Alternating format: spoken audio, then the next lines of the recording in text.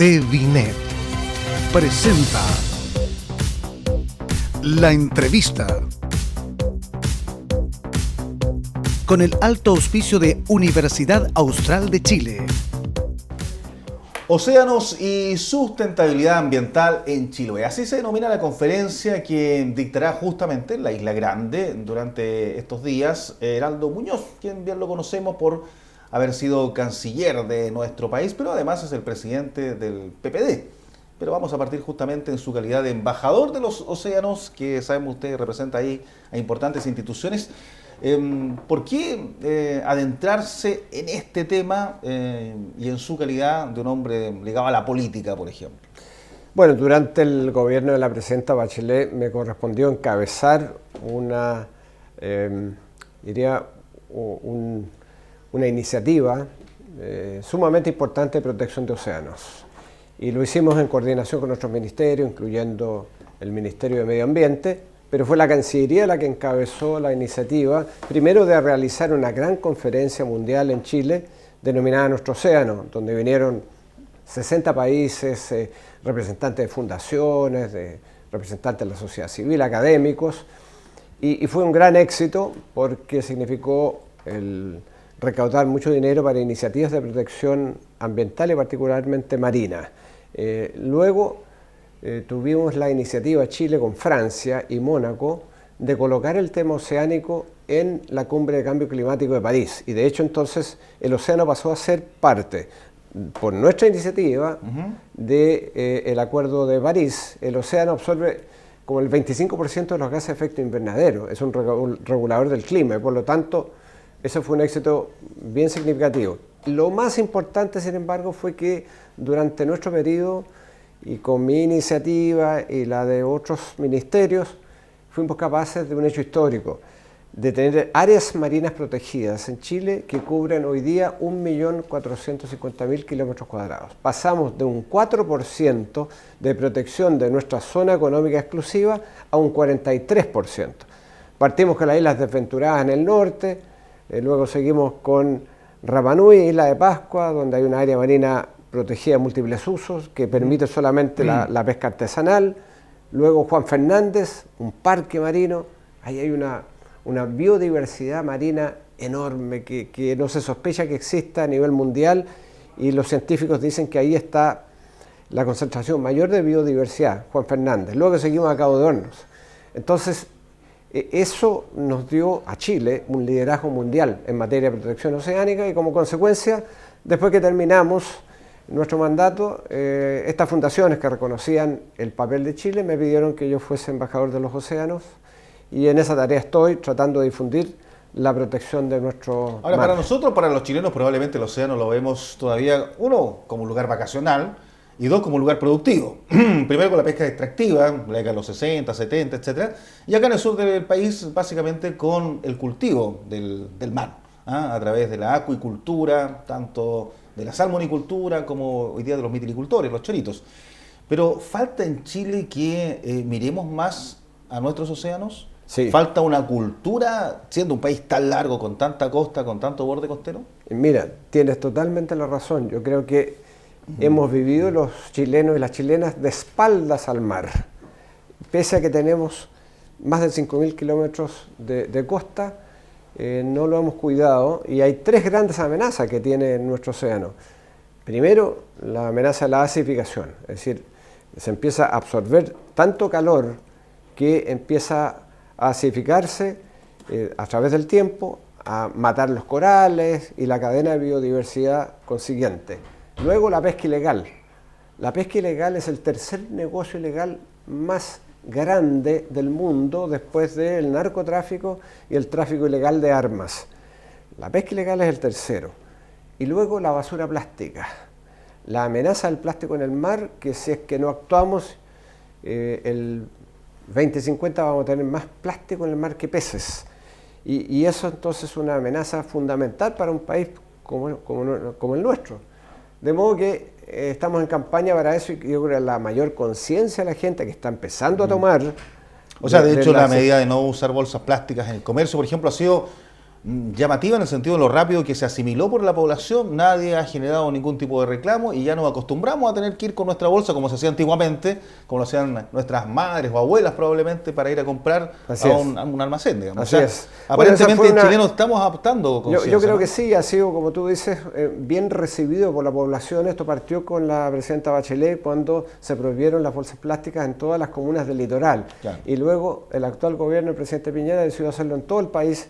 Y bueno, la respuesta ha sido sumamente positiva. Y creo que ya entonces está empezando a calar hondo la idea de una economía circular, que tenemos que reusar, que el plástico tiene que ser reutilizado. Materia prima para algún otro producto futuro. Y prohibir los plásticos de un solo uso. Entonces la idea de una economía circular empieza quizás con la realización de la COP25 en Chile, a calar mucho más hondo que antes. Y eso es bueno para el océano, porque del océano viven las comunidades turísticas, la pesca, el transporte, bueno, un conjunto de actividades económicas que requieren un uso sustentable del mar. Usted, Heraldo, que está en estos temas, ha habido algunos críticos, por cierto, de la organización de la COP25 en Chile, que el país no está a la altura todavía, no de organizar, sino que de cómo son sus políticas medioambientales. ¿Usted coincide con aquello o cree que vamos en un camino correcto? Mire, a mí las palabras me parecen muy bien. Lo que ha dicho el presidente Piñera y el compromiso que él asumió en Naciones Unidas hace pocas semanas me parecen muy bien, pero las palabras tienen que ir acompañadas de hechos. Entonces, yo lo que le diría al presidente de la República, y se lo he dicho, que firme el acuerdo de Escazú, de cooperación ambiental en Latinoamérica, que fue liderado por Chile. Durante el primer mandato del presidente Piñera comenzó Chile a promover este acuerdo. Ahora se finaliza y Chile no lo firma. Entonces creo que tiene que hacerlo.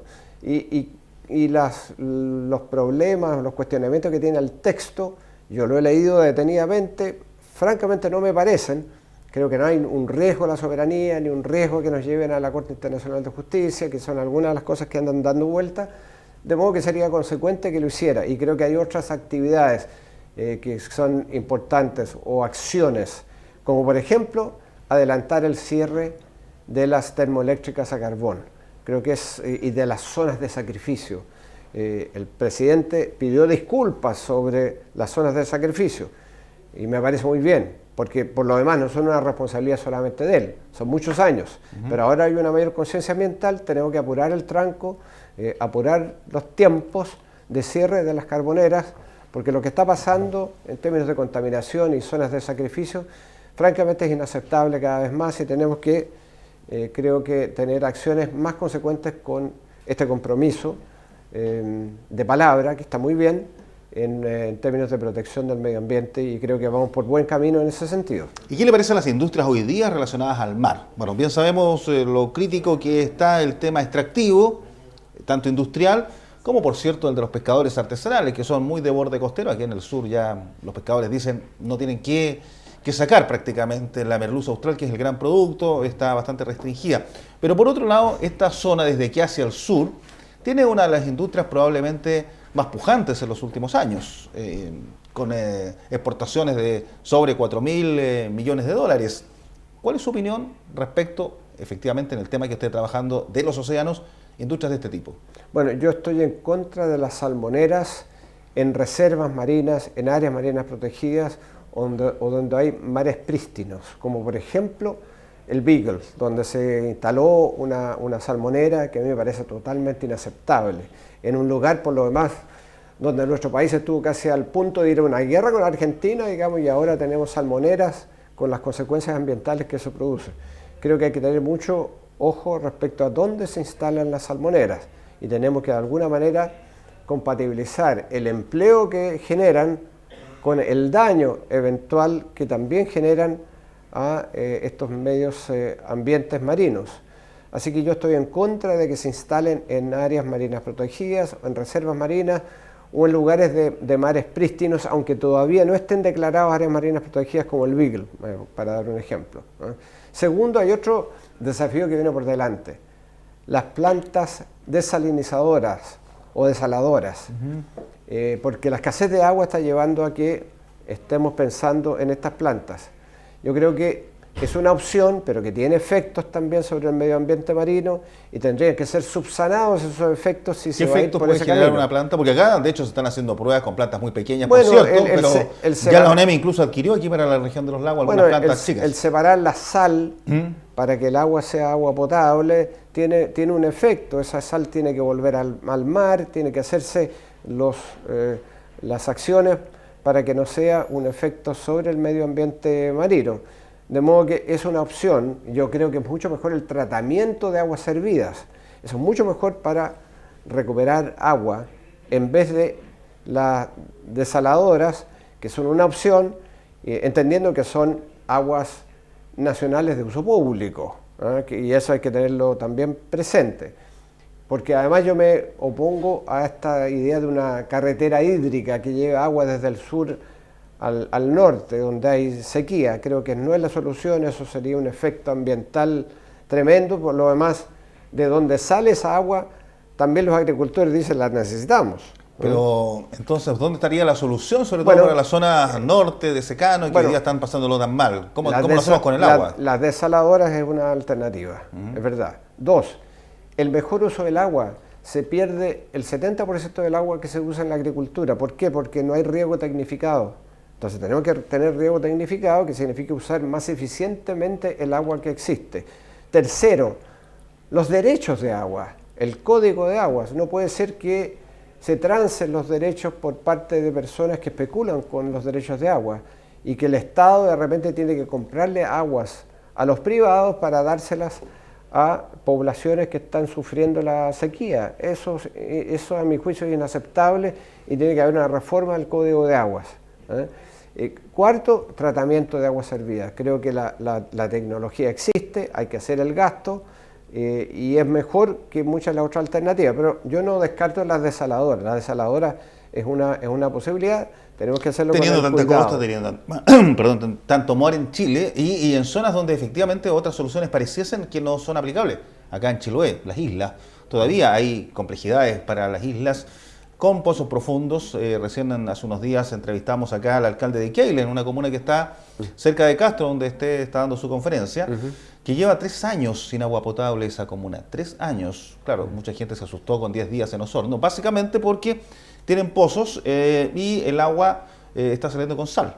Y por lo tanto, mucho sodio. La autoridad sanitaria prohibió ese consumo y ahora tuvieron que hacer toda una inversión para sacar agua de ríos en la zona de Chiloé. Y claro, para esa zona, donde hay esos tipos de inconvenientes, una planta desalinizadora parece ser una opción viable a futuro. Y es una opción, efectivamente es una opción con los debidos resguardos que acabo de mencionar, pero creo que hay que ir por aquellas soluciones que tengan una prioridad de el agua para consumo humano, un número 1, número 2, para la agricultura, particularmente la pequeña agricultura.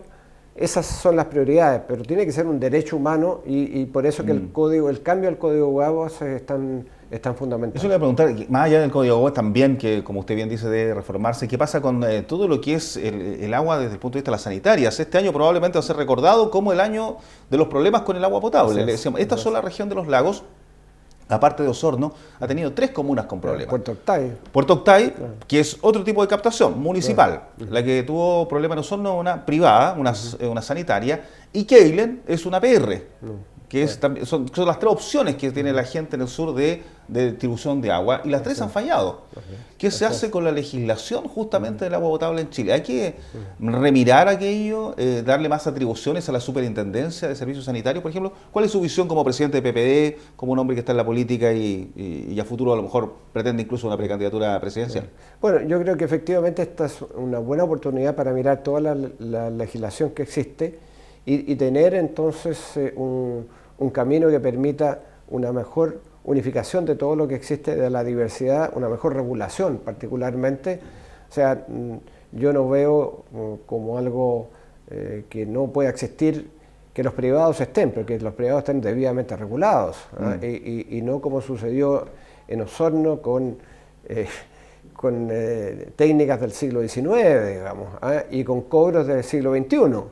Entonces, yo creo que esta es una buena oportunidad para mirar toda la legislación en la materia y poner de nuevo a la gente número 1, el consumo humano de agua tiene que asegurarse.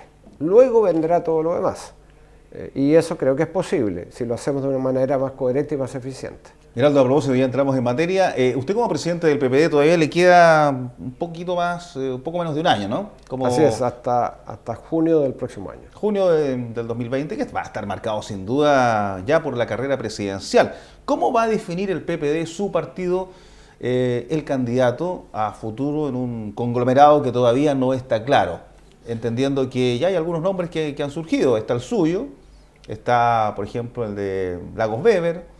En los últimos días también Vidal ha aparecido, quien fuese ministro vocero de gobierno y que aparece mucho en los medios también. Felipe Arbó es otro nombre. O sea, hay nombres dentro del PPD, ¿no? Sí, los hay, y hay ya varios de ellos que se han declarado disponibles. Y eso creo que es muy positivo para un partido como el que yo presido, porque significa que tenemos cartas potentes. ¿Cómo lo vamos a hacer para definir quién va a ser el candidato? No es una decisión que hayamos tomado aún, pero yo por lo menos pienso que tendría que ser una suerte de primaria, una primaria quizás no legal como las que están establecidas por el CERVEL para el momento de las coaliciones con candidatos, pero una consulta o una primaria de carácter nacional, y a mi juicio no debiera ser solamente del partido. No solo de los militantes del partido. No solo de los militantes, sino que debiera ser abierta para que los ciudadanos, por ejemplo los independientes, puedan también pronunciarse. Pero esa es una discusión que no hemos iniciado todavía. Pero eso no puede desvirtuar una elección interna de un partido cuando es abierta, porque va a participar gente probablemente que no tiene ninguna relación con el PPD o con cualquier otro conglomerado que quisiese hacer esto, y que pueden ser incluso del lado contrario y que quiera desvirtuar un poco la elección. Se puede prestar para eso, efectivamente. Ese es uno de los riesgos. Ahora, uno tiene que tomar los distintos riesgos. El que sea solamente de los militantes inscritos en el partido, bueno, eso puede también dar origen a la manipulación y la movilización y el acarreo de militantes. Y si bien es cierto que puede ser representativo de la opción del partido, por otra parte, el candidato o la candidata tiene pretensiones presidenciales y por lo tanto tiene que ser de un amplio espectro. Y la idea entonces de hacerlo más allá de las fronteras del partido creo que es interesante, aunque tiene el riesgo de que pueden haber algunos, particularmente de derecha, por ejemplo, que quieran votar por el candidato más débil. Claro. Y de modo de tener mejores posibilidades a futuro para sus candidatos. Pero esa es una reflexión que tendremos que hacer. No la hemos hecho todavía porque las prioridades para nosotros son las elecciones municipales y de gobernadores regionales. Eso es lo que viene por delante. De aquí a un año, en octubre del 2020, tenemos esas elecciones y las presidenciales vendrán después. Así que esta decisión respecto al método de elección del candidato o la candidata presidencial la tomaremos quizás más adelante. Aún no es tema para ustedes, dicen, ¿no? Todavía no es tema. Pero ¿cómo se enfrenta? Aunque hayan algunos que se autoproclamen. Y eso está bien. Es parte del juego político, creo, exactamente. ¿No? ¿Qué pasa con el conglomerado, justamente? La Concertación pasó a la nueva mayoría y luego la gran crítica que hacen los analistas políticos es justamente que hoy no hay una oposición de lo que fue la antigua Concertación, de los gobiernos, de los que estuvieron justamente en el Ejecutivo unificada, entre la Democracia Cristiana, el PPD, el Partido Socialista, que fueron probablemente los más emblemáticos, claro, en la última coalición, además con el Partido Comunista. ¿Cuál es su visión de cómo esto se homologa, se logra concretar? ¿Hay vasos comunicantes hoy día entre los partidos o derechamente se ve tanta distancia como públicamente pareciese que existe? Bueno, hay una oposición dispersa, eso sin duda, pero sí hay vasos comunicantes. Y de hecho, estuvimos en la celebración del 5 de octubre, el triunfo del no contra la dictadura hace poco, y allí estuvo también Ricardo Lagos Escobar, nuestro expresidente, y estuvimos 4 presidentes de partidos, fueron invitados. Entiendo que todos, pues fue en la sede del Partido Radical. Y bueno, ahí hubo un compromiso bien interesante de unidad en la diversidad. Es decir, pese a la dispersión que hay hoy día de la oposición, el esfuerzo que tenemos que hacer para ponernos de acuerdo en función de ideas, de propuestas para la ciudadanía, para un mejor país. O sea, no simplemente una sopa de nombres y de siglas, sino que con ideas que nos puedan unificar. Claro. ¿Y generar algunos criterios para eso? Bueno, partiendo con un programa municipal y ahí yo me comprometí, eso fue un día sábado, el día lunes a mandarle un proyecto de propuesta de plataforma común municipal, cosa que hice. Ya les mandé esa propuesta desde la perspectiva del PPD con la idea de que es un borrador que nos pueda servir para ponernos de acuerdo. Ya hay conversaciones, por lo demás, de nuestro conglomerado, que no es solo el PPD, sino que tenemos esta entidad que se llama Convergencia Progresista, donde está el Partido Radical, el Partido Socialista y el Partido por la Democracia. Y nos hemos reunido como tal con esta coalición, digámoslo así, del Partido Comunista, el PRO y el Partido Regionalista Verde. Nos hemos reunido con el Frente Amplio y también con la Democracia Cristiana. Así que de eso saldrá algún acuerdo electoral mínimo de unidad. Claro, con su experiencia hoy día, ¿cree que están más cerca ustedes, como este conglomerado PPD, PS, radicales, etcétera, más cerca de su antiguo socio, la Democracia Cristiana? ¿O puede haber efectivamente algún tipo de alianza con el Frente Amplio? A mí me gustaría que hubiera una alianza con el Frente Amplio. El Frente Amplio ha hablado de pactos puntuales y no de una coalición nacional.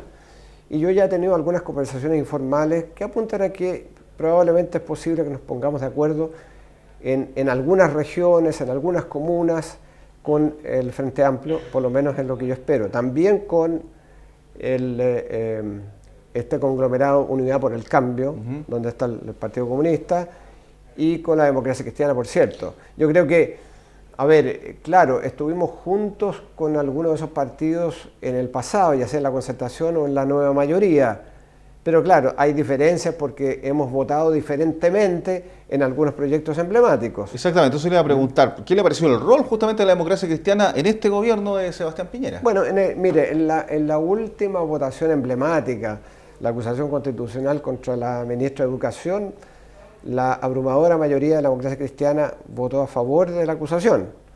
De modo que yo creo que esa fue una señal positiva y también se ha votado de común acuerdo en otros, pero han habido algunos independientes o algunos que, bueno, creen que su decisión y su responsabilidad es votar de una manera distinta a como ha votado la mayoría de la oposición. Y ese es parte de un desafío que tenemos por delante. De modo que creo que, sin embargo, más allá de esas votaciones, ¿cómo se da la unidad? Porque la gente, cuando uno va recorriendo el país, le dice pónganse de acuerdo. Eso me lo dicen mucho en las ferias, en las calles.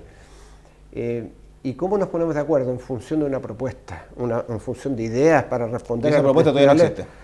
Bueno, a nivel presidencial va a existir en algún momento donde tenemos que decir crecimiento económico. El país tiene que volver a crecer de manera dinámica, porque eso es lo que significa crear empleos, más y mejores empleos. Tenemos que tener seguridad ciudadana, una actitud proactiva y preventiva en materia de seguridad ciudadana. No simplemente reprimir, que hay que reprimir, por cierto, pero también hay que trabajar con los muchachos, por ejemplo, jóvenes, adolescentes que no estudian ni trabajan, que son los que van a caer en la droga y luego a ser soldados del narcotráfico y luego a delinquir con los portonazos, las encerronas. Entonces, hay que tener una propuesta en materia de previsional. Nosotros tenemos ya algunas ideas bien concretas para que no sea simplemente un maquillaje del sistema de AFPs, sino que sea una reforma profunda que signifique mejores pensiones a corto plazo. Esas son las cosas importantes, sobre eso tenemos que ponernos de acuerdo. Si nos ponemos de acuerdo sobre eso, entonces vamos a tener una unidad más sólida que simplemente decir, bueno, vamos a votar de común acuerdo en una determinada iniciativa. Eso es importante, pero no tan importante como tener una propuesta común.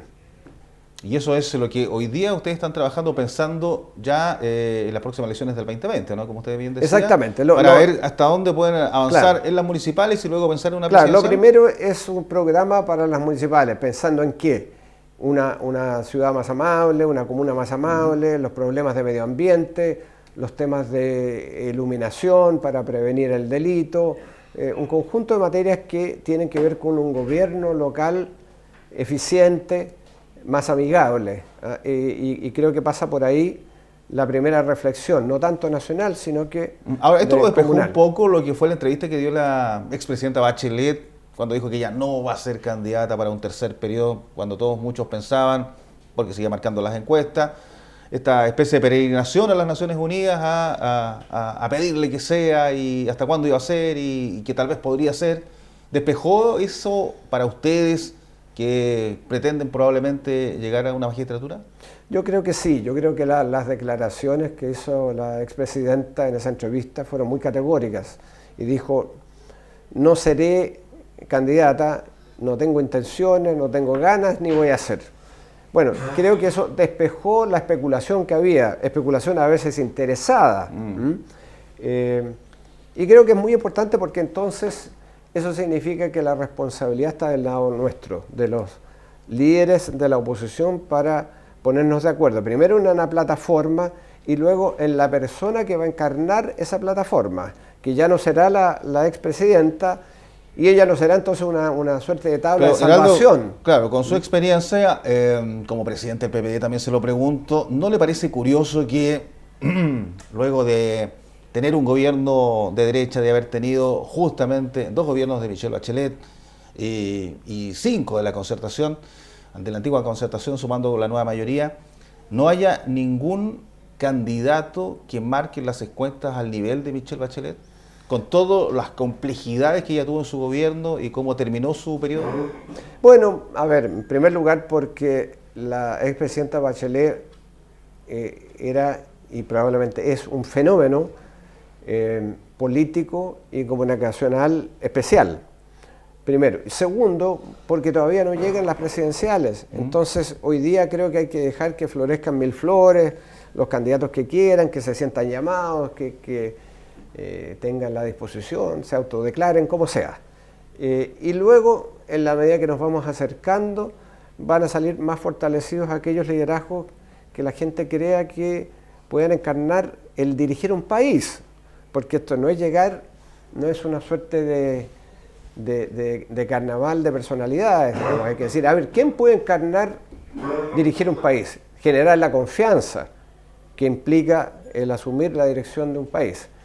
Y en ese momento probablemente esas figuras van a alcanzar el nivel que tuvo la presidenta Bachelet. Pero hoy día, cuando estamos enfrentando municipales, elecciones de concejales, de alcaldes, de gobernadores regionales, evidentemente que esa posibilidad de surgimiento del liderazgo del tipo de la presidenta Bachelet todavía están distantes, pero ya llegará el momento.